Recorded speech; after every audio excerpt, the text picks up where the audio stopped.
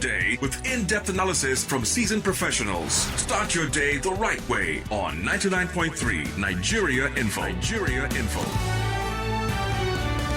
It's 99.3 Nigeria Info. Very good morning to you if you're just joining the show. This is a part where we take a look at what's going on the front of the pages today. Welcome to the show. We're live on Facebook, also on Twitter at Nigeria Info FM. You can watch us also on YouTube or live on our website www.nigeriainfo.fm. Welcome to the show. I'm Wemimo Adewuni. And I'm Sheriff Quadry. Lovely morning to you, Lagos. Thank you for joining us again. Remember, you can always follow us online as well. Daily Sun is here on the table. Daily Trust is on the table this morning. The Punch as well as the Nation newspaper. And I've got here the Guardian, our media partner, have the Vanguard newspaper, the Daily Independent, and also This Day newspaper. Rotimi Sankore is joining us today. Good morning, Rotimi. Morning.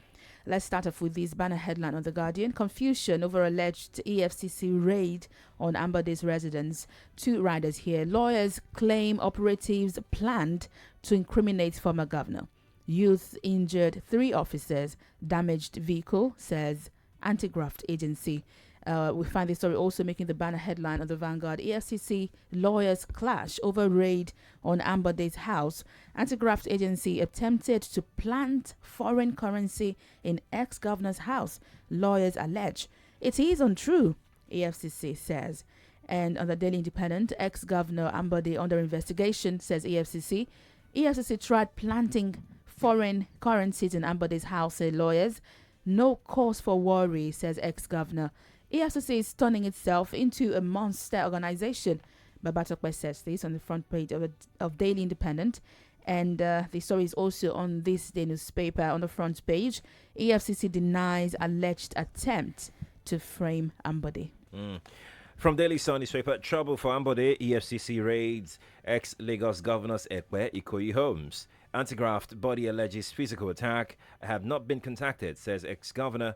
No sacred cow, the APC. Daily Sun newspaper. From Daily Trust this morning, Ambode confirms EFCC raid on houses. Daily Trust. From the Punch newspaper, they have the headline. Okay, the Punch doesn't have that particular story. We're moving on now to the Nation newspaper. Alleged misdeeds. EFCC searches Ambade's home. Ex-governor have not been contacted. Agency's bus attacked in Ekpe. Rotimi. Well, the drama in Lagos has been ratcheted up. When this was unfolding, the initial gist or speculation was, is there a raid or is there not a raid? Because the raid was reported. Some people in EFCC came out and said there was no raid. Later, they said it was part of routine investigation. We hear from folks in Abuja that even Mago seemed not to be immediately sure how to respond to the resistance and to the allegations. There was a lot of back and forth. But regardless, two big things have been flagged here. Is it true that EFCC was planning to or was caught trying to plant Forex? That was a huge allegation. And it's if there is any truth in it, it raises questions about the integrity of either the whole organization or some persons involved in the operation. And it's not an allegation that can be taken lightly. The second is the community resistance there. It's quite significant because it suggests that the people of Ekpe think that Ambode is being persecuted, especially following the way he was, in quotes, defeated in the primaries. And a lot of people in Ekpe are saying, is he the first person to be governor? Ekpe others, and I mean, we know where those allegations from Ekpe, are going. But seriously, whether Ambode has been involved in anything wrong or not, I'd be surprised if he had anything at home or in any of his residencies he can be caught with. Don't forget, the man was former accountant general to so I mean that even if he was involved in anything untoward, He should know how to tidy it up. he would know better. So Yeah. I'd be very surprised if the EFCC had not even taken that into account and assume that once they bust into the sitting room, they will see mountains of forex, either beside the TV or. Let's see this next story, and this is also making the rounds. Wadumi, how soldiers aided my escape from police custody. That's a headline on the front page of this day newspaper.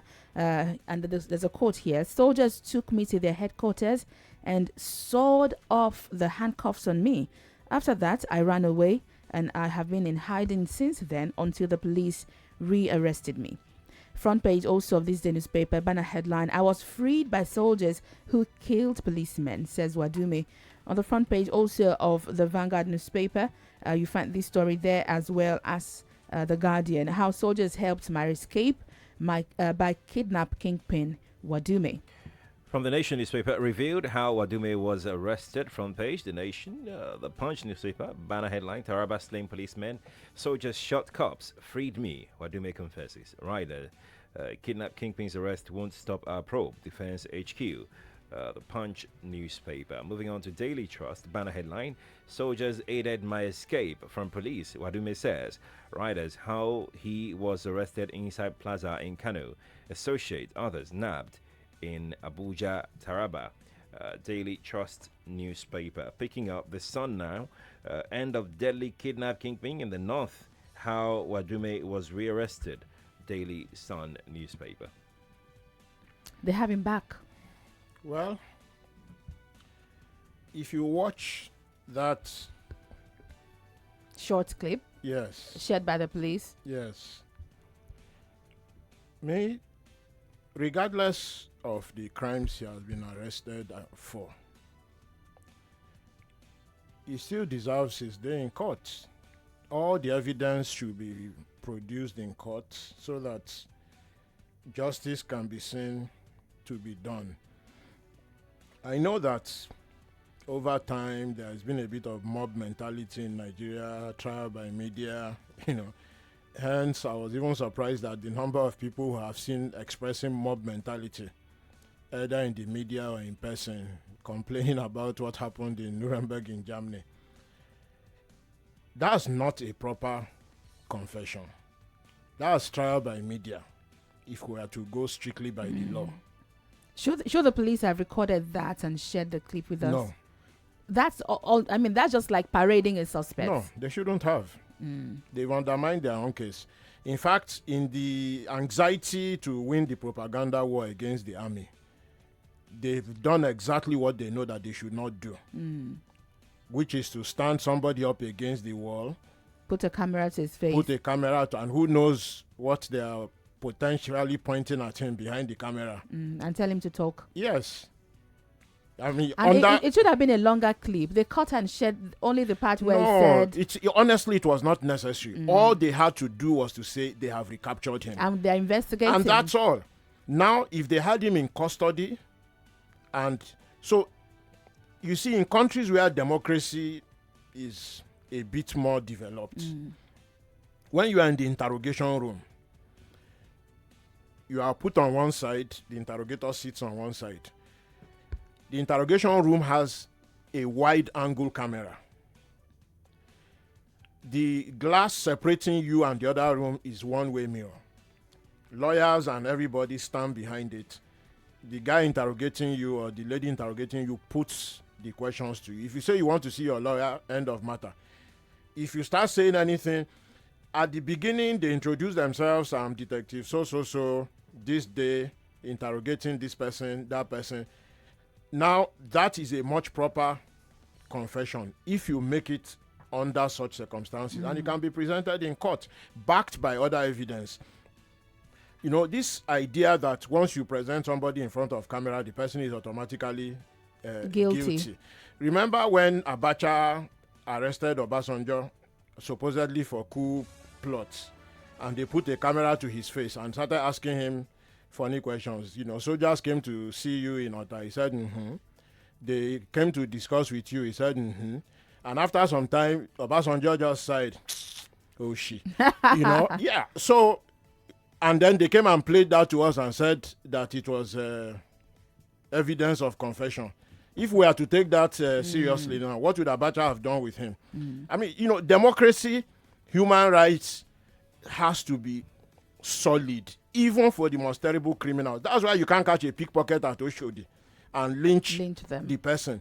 Because if it becomes culture, one day an innocent person, somebody will just point at the person and say Ole. And everyone runs and everybody will set fire to the person. Right. So the police should do the right. We are happy the fellow has been caught. Yes. There is no doubt about it. We are happy it will has been aid investigation. Yes, but we need to find out under what circumstances were those policemen shot by soldiers. Because we've always complained, the whole country has complained that when you involve soldiers in civil matters, like checkpoints, chasing criminals, and you start getting all these funny things. Soldiers alleged to have raped students. Soldiers alleged to have shot policemen.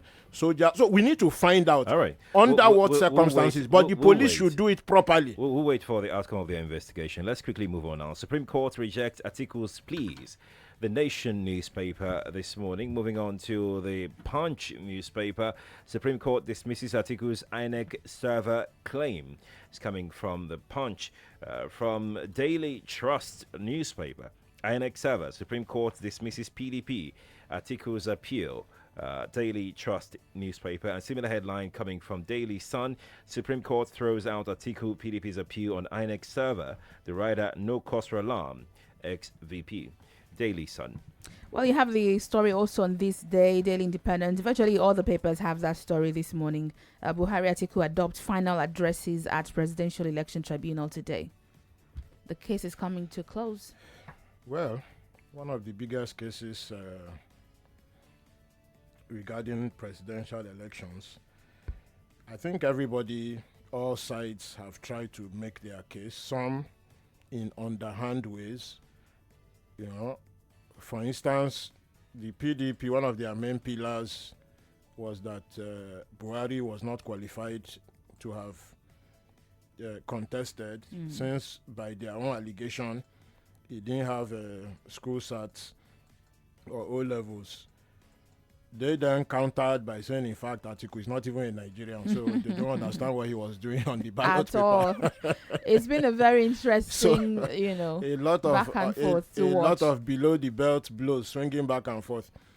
Now, on the matter of the server, I think that is where we have had the most disappointment because the way INEC framed it, I understand the point INEC was trying to make, which is that there was no legal backing for electronic transmission of result, and therefore they could not have done it and put it on a server and so on and so forth. So that's the legal argument. But the way they came out and said they don't have a server, everybody that knows anything about computers and how information is stored, we know that what they should have been trying to explain is that they don't have a server in the way PDP was alleging. Not that they don't have any server inside INEC. But even with the videos we had before during the elections, even INEC officials came out to explain that they were going to use a server. So they confused and everybody. So that's the point the confusion I'm making. Came from them. But we don't need those widely publicized interviews of INEC officials on TV.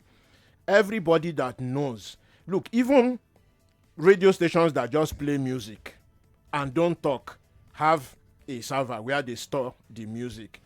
So when INEC comes and says they don't have a server in a way that suggests that there is no server at all in INEC, what they should have been explaining is that we don't have a server in the way PDP is suggesting for electronic transmission. But what I'm saying is that those videos of theirs did say there are videos where they said that they were using the server to transmit. I've heard what you said. I'm saying we don't even need those videos. But that's of important INEC because officials. it came from them to say so. Yes, it is important that it is there, which confuses the matter more. But I'm saying that even without those videos, and they should be explaining to us what they meant then and why they don't mean it anymore. Even without those videos, for any organization that stores gigabytes of information from around the country, whether it is your PVC information or the results from the field, because those results are not inside a filing cabinet full of paper somewhere.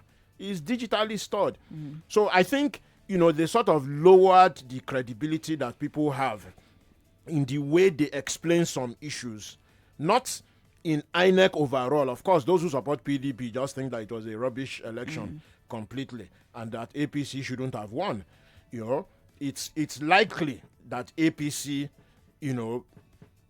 did better than PDP, going from everything we have seen, even in the places where they said that it was impossible to have recorded those number of votes because there was no proper accreditation.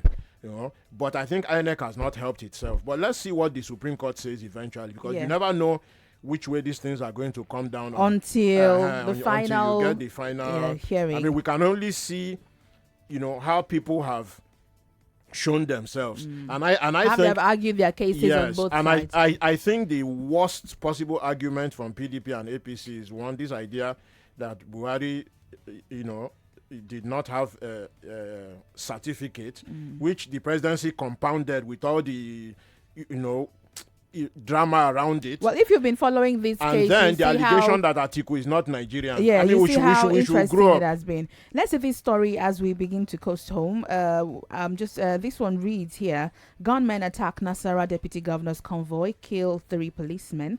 This is on the front page of this day newspaper, and it's also reported on the Daily Independent. Robbers attack Nasarawa deputy governor's convoy and kill 3 policemen. It's here on the front page of Daily Trust newspaper. Gunmen attack convoy of Nasarawa deputy governor, kill 5 policemen. From the Punch newspaper, similar headline: gunmen attack Nasarawa deputy governor's convoy, kill 4. And from the Nation, 4 killed in deputy governor's convoy. Rider gunmen ambush traveling party. Nigeria is a very fragile state, and in some parts of the country, the state has failed already.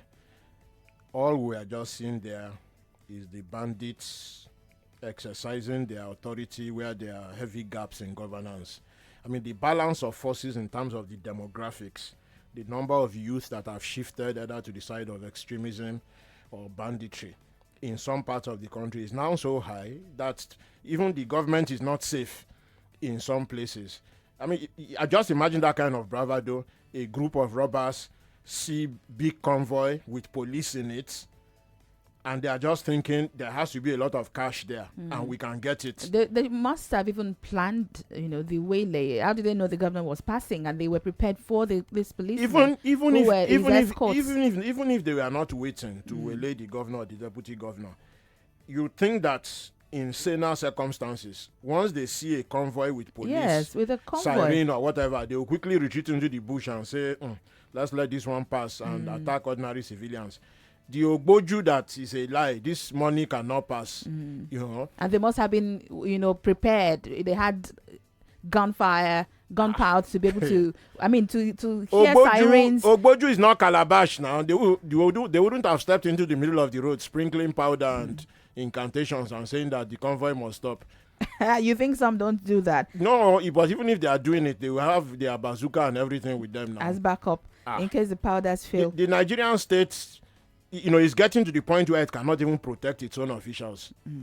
Let's see this final one on our way home. This one is reported on the front page of the Daily Independent. Why we will continue to attack Igbo leaders, says Kanu. It's also reported on the Vanguard how Ekweremadu Nwodo Southeast governors provoked IPOB. Nnamdi Kanu makes an explanation on page 43 of the Vanguard newspaper. Look, as usual, latching on to the moment. Well, look, if a pigeon lands on the head of an elected Igbo governor anywhere in the world and drops some poo, Nnamdi Kanu will take responsibility and claim that he sent the pigeon. So people should first know that the man, is going to the very absurd extremes of propaganda to claim. All those young men in that video, no matter how misguided, no matter how badly behaved, no matter how ill-advised, all of them could not have been IPOB members, and we've litigated this matter earlier in the week. No need to restart the whole Yeah. thing, but there is an important point to learn there. Despite the bad treatment of Ekweremadu, I mean, some of it false, not only wrong but false, because Ekweremadu did stand up for Nnamdi Kanu. So those young men are even wrong in their allegation, never mind the bad behavior that they showed. But something is imagined there. A combination of successive Nigerian federal governments not addressing the marginalization of Igbos and the governors from the southeast not helping the not matter. helping the matter. We need to wrap up now. You Let know, me read in it's one comment. empowering bad behavior by Yes. people like Nnamdi Kanu. Oh yeah, Wale Fatunla here says Nigerians struggle terribly with two things: holding on to an unpopular opinion, even if the logic is clear, and not having an alpha figure as leader. We need an alpha figure, Really? which is why they reward sustained the need for alpha is why they reward sustained arrogance. They think it is proof of power. We have many other comments. Thank you all for joining the live stream on Facebook and YouTube. We'll be back with more conversations after this break. Today, the ministers will be sworn in at the federal level, and of course, we'll be giving you live coverage of that swearing in today. But we'll take a look at how this will play out. From 10. We'll tell you what is happening from 8 to 9. We're talking about the ministers, so you can know who they are, and they might be getting their portfolios later on today. But you should join us for that from 8 a.m. till 9, and from 10 o'clock we'll start the live coverage of the ministerial swearing in. Thank you for joining us. We'll be back shortly. I'm Wemimo Adewuni. And I'm Sheriff Quadry.